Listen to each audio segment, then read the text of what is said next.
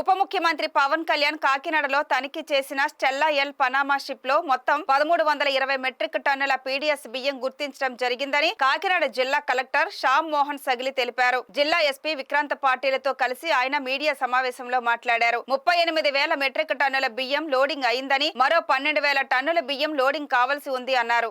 40 మనం ఒరిజినల్ గా అనుకున్నాము, బట్ ఆ 4,000 టన్నుల్లో 640 టన్స్ ఆఫ్ పీడీఎస్ రైస్ బదులు ఆల్మోస్ట్ అదనంగా 680 టన్స్ కూడా దొరకడం. సో మొత్తం కలిపి almost 1,320 tons of PDS rice మనకి దొరికింది. అండ్ ఆ శాంపిల్స్ టెస్ట్ చేసిన తర్వాత కూడా 1-2 సార్లు మనకి టెస్ట్ చేసింది, అందువల్ల కొంత లేట్ కూడా అయింది. అండ్ 0.36% అంటే 0.36% ఆఫ్ ఎఫ్ఆర్కే మనం ఏదైతే మనం ఫోర్టిఫైడ్ రైస్ కెర్నల్స్ అనుకున్నామో అవి ఆ శాంపుల్స్తో దొరకడం, అది నిర్ధారింపడం జరిగింది.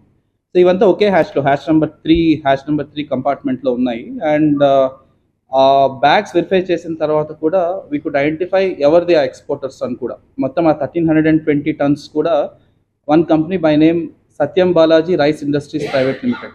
సో ఈ Satyam Balaji rice industries private limited అనే కంపెనీకి సంబంధించిన ఆ ఎక్స్పోర్టర్కి సంబంధించిన బ్యాగ్స్ అవి. సో ఇప్పుడు మనం దాన్ని ఐడెంటిఫై చేసిన తర్వాత సత్యం బాలాజీ సంబంధించిన వాళ్ళు ఎక్కడి నుంచి తీసుకొచ్చారు, ఏ రైస్ మిల్స్, తర్వాత ఏ గోడౌన్స్లో స్టోర్ చేశారు అనే ఎంక్వైరీ ఇప్పుడు జరుగుతుంది. So as a first step మనం అక్కడ ఎంత క్వాంటిటీ ఉందనేది షిప్లో మనం ఐడెంటిఫై చేయడం జరిగింది. కాబట్టి ఇమీడియట్గా మనం ఏదైతే గవర్నమెంట్కి చెందాల్సిన పీడీఎస్ రైస్ ఉందో ఆ పీడీఎస్ రైస్ని మనం అన్లోడ్ చేయించి షిప్ నుంచి గవర్నమెంట్ వారు సీజ్ చేసుకోవడం జరుగుతుంది. అది ఇమీడియట్గా ఆ పని మనం ప్రారంభించడం జరుగుతుంది. And it will take 24 to 48 hours కొంచెం వెదర్ బట్టి.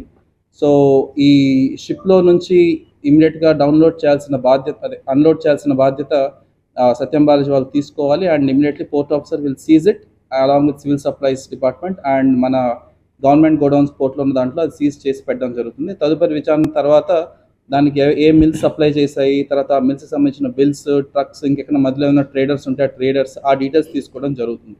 As a first step will unload the entire PDS stock of 1,320 tons from the ship.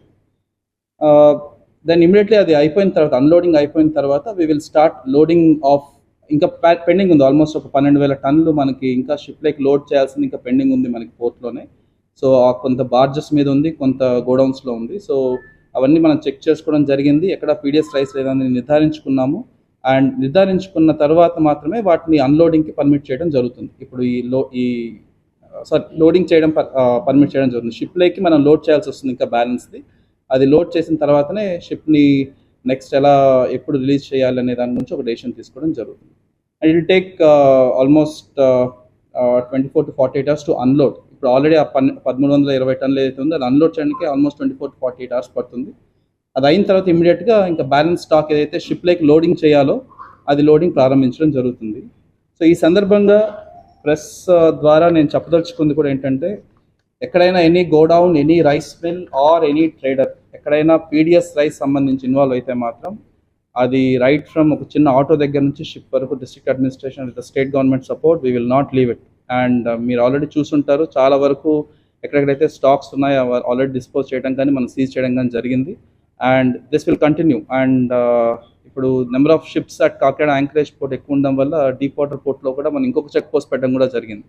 So both the ports నుంచి, యాంకరేజ్ పోర్ట్ నుంచి కానీ డీప్ సీ వాటర్ పోర్ట్ నుంచి కానీ 1 gram కూడా PDS rice దేశం దాటడానికి వీలు లేకుండా మన వైపు నుంచి మనం ప్రయత్నాలు గట్టిగా చేయడం జరుగుతుంది.